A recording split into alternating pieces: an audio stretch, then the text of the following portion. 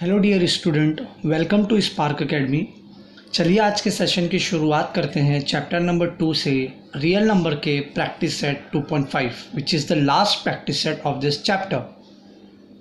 Here today we will discuss the absolute value. ये absolute value को हम modulus value भी कहते हैं। ये एब्सोल्यूट वैल्यू होती क्या है? सबसे पहले आप इसके डेफिनेशन को समझ लीजिए। The absolute value of any real number is never negative। किसी भी नंबर की एब्सोल्यूट वैल्यू कभी भी नेगेटिव नहीं होगी बच्चों। इसको लिखने का जो मेथड है, ये जो बार 3 की दोनों बाजू लगे हैं, ये line is nothing but modulus. हम इसे मॉड्यूलस भी कहते हैं, मॉड्यूलस ऑफ 3, यानी कि एब्सोल्यूट वैल्यू ऑफ 3 मान लीजिए कोई रियल नंबर है और इसकी मुझे एब्सोल्यूट वैल्यू निकालनी है, यानी मुझे इस मॉड्यूलस को रिमूव करना है। तो हमेशा आप याद रखिए, जब भी आपको किसी भी नंबर को उसके इस मॉड्यूलस से बाहर ले जाना है तो वो हमेशा पॉजिटिव होगा। अगर मॉड्यूलस के अंदर पॉजिटिव नंबर है तो वो बाहर पॉजिटिव होगा, और अगर मॉड्यूलस के अंदर नेगेटिव नंबर है तो इसकी एब्सोल्यूट वैल्यू पॉजिटिव होगी। यानी कहने का मेरा सीधा मतलब ये है कि किसी भी रियल नंबर की एब्सोल्यूट वैल्यू कभी नेगेटिव नहीं होगी, इट ऑलवेज बी पॉजिटिव। अगर कोई नंबर पॉजिटिव है तो उसका एब्सोल्यूट वैल्यू भी पॉजिटिव होगा, और अगर कोई नंबर नेगेटिव है तो उसका एब्सोल्यूट वैल्यू भी पॉजिटिव होगा। तो आई होप आपको ये समझ में आ गया होगा कि किसी भी टर्म किसी भी रियल नंबर को हम मॉड्यूलस से बाहर लेकर जाएंगे तो उसकी वैल्यू पॉजिटिव होगी। किसी भी नेगेटिव नंबर को हम उसके मॉड्यूलस से बाहर लेकर जाएंगे तो उसकी वैल्यू जो है पॉजिटिव होगी। ठीक है। On the basis of this concept principle we will discuss today few examples which I have written over here. तो आइए सबसे पहले एग्जाम्पल को सॉल्व करते हैं। अब ये एब्सोल्यूट, ये जो मॉड्यूलस है लगा हुआ है, ये जो बार है, जो दो लाइन है, इसे हम मॉड्यूलस भी कह सकते हैं। इस मॉड्यूलस के अंदर आपको रियल नंबर दिया है 9 - 5। तो 9 - 5 कितना होगा बेटा? The answer is 4। What would be the absolute value of 4? अब यहाँ पे आपको 4 की एब्सोल्यूट वैल्यू बतानी है। इस 4 की एब्सोल्यूट वैल्यू होगी 4, यानी कि +4, पॉजिटिव 4। सिमिलरली सेकेंड एग्जाम्पल पर आते हैं। 13 में से 8 जाएगा, आंसर आएगा -5। Am I right? Answer will be my -5। Modulus -5 आएगा। मॉड्यूलस अभी भी निकला नहीं है बेटा। देखो 13 बड़ा है तो 13 का साइन बड़ा होगा, तो यानी 13 में से 8 जाएगा तो -5 लगेगा। अब -5 एक नेगेटिव नंबर है। अब आप इसको इस मॉड्यूलस से निकालना चाहते हो तो क्या करोगे? इस नंबर को बाहर पॉजिटिव 5 ले लो और ये आपका मॉड्यूलस निकल गया। यानी इसका एब्सोल्यूट वैल्यू क्या होगा? 5। इसका एब्सोल्यूट वैल्यू क्या होगा? 4। सिमिलरली अब हम, ये दोनों इंडिविजुअल टर्म है, ये दोनों इंडिविजुअल टर्म को मुझे क्या करना है? सब्सट्रैक्ट करना है। कैसे सब्सट्रैक्ट करेंगे? पहले 8 का मॉड्यूलस ओपन करो। 8 अपने मॉड्यूलस से बाहर आएगा तो क्या बन जाएगा बेटा? 8 बन जाएगा, क्योंकि अंदर वो ऑलरेडी पॉजिटिव है तो बाहर भी पॉजिटिव ही रहने वाला है। देन ये माइनस का साइन, पुट माइनस। नाउ ये नेगेटिव टर्म है, ये अपने मॉड्यूलस से बाहर आ जाएगा तो क्या हो जाएगा? पॉजिटिव बन जाएगा। M I right? जैसा कि मैंने आपको डेफिनेशन में सिखाया है, किसी भी टर्म का एब्सोल्यूट वैल्यू जब भी आप उसका मॉड्यूलस ओपन करोगे वो हमेशा पॉजिटिव रहेगा। 8 - 3 कितना होता है बच्चों? Answer is 5। It is so simple ना बेटा। Similarly, what is the absolute value of 15 minus 2, the answer is 13. Modulus of 13. What is the modulus of 13 says 13, क्योंकि वो एक पॉजिटिव, ऑलरेडी पॉजिटिव नंबर है बेटा. नाउ 4 माइनस 9, अब 9 देखो बड़ा है, उसका साइन माइनस है, तो ये होगा आपका -5. तो नेगेटिव टर्म का एब्सोल्यूट वैल्यू क्या होगा बेटा? पॉजिटिव.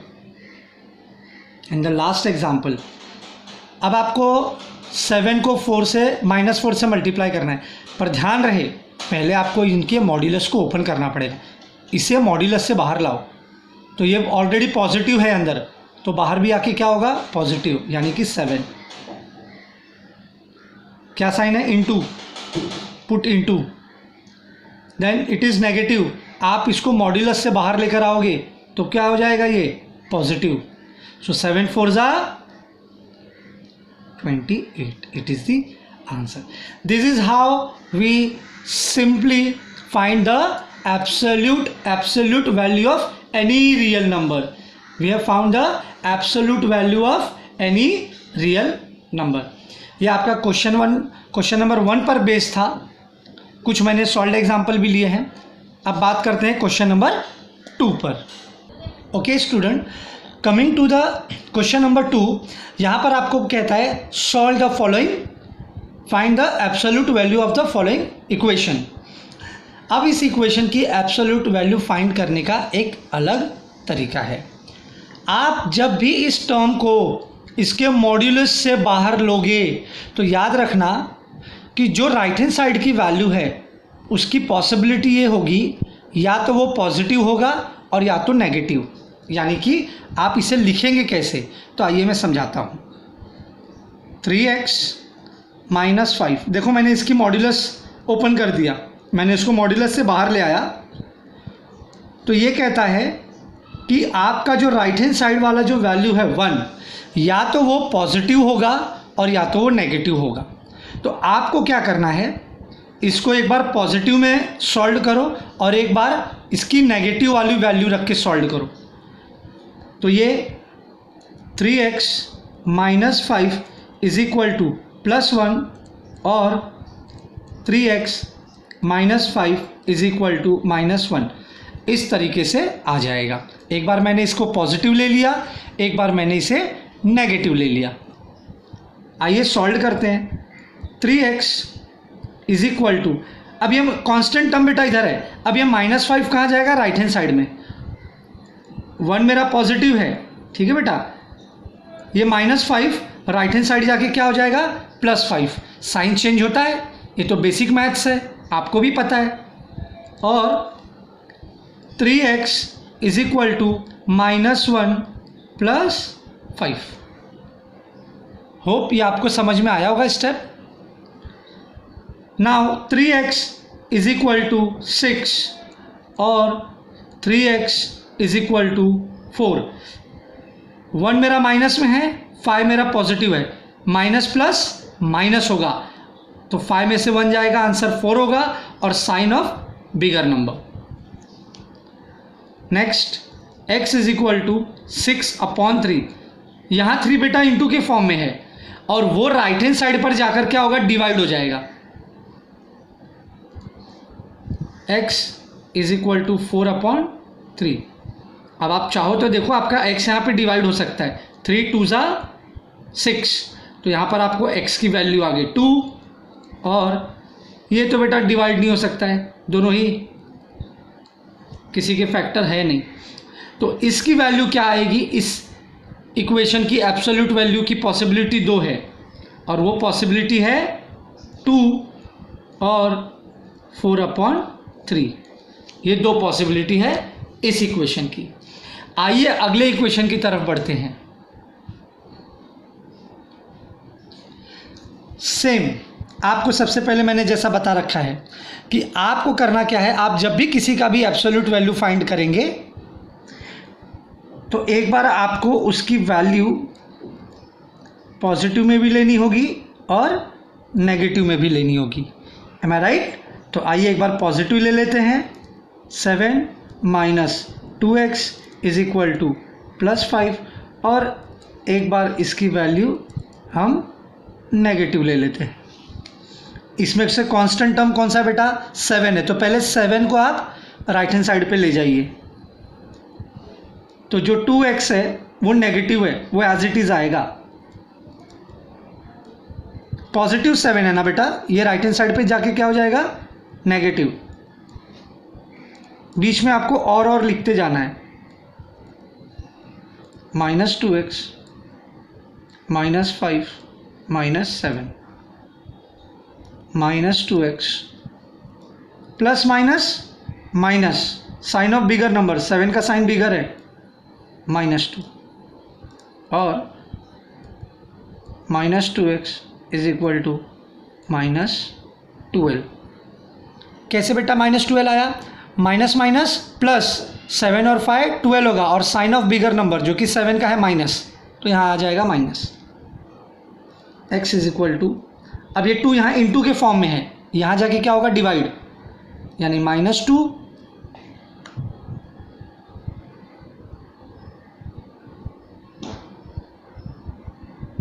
-2 अपॉन, ये भी आकर यहाँ हो जाएगा -2, माइनस माइनस कैंसिल, 2 1 जा 2, so therefore my x is equal to 1।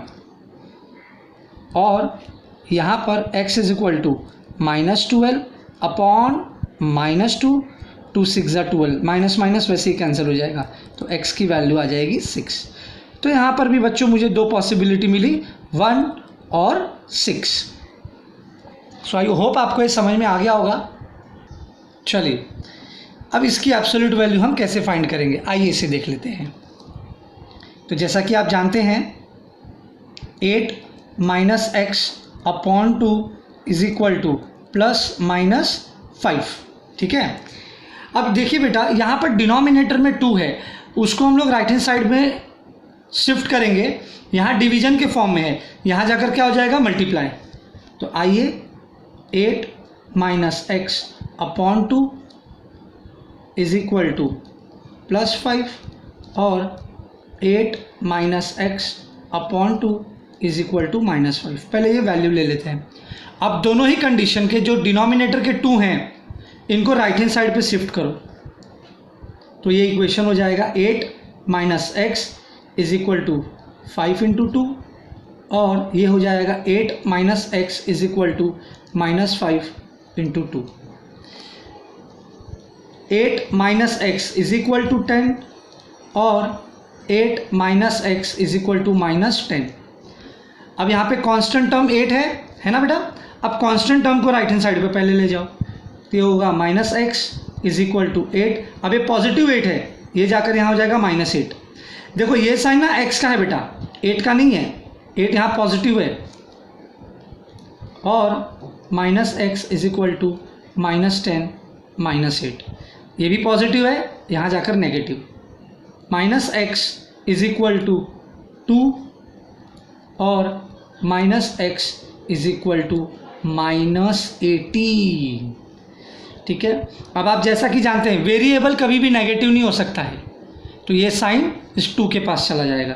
Therefore my x is equal to -2, ये पहली एब्सोल्यूट वैल्यू आ गई, और ये माइनस माइनस तो कट जाएगा बेटा, तो x की वैल्यू आ जाएगी 18। So here we got the value of 2 absolute. आगे बढ़ते हैं अगले क्वेश्चन की तरफ।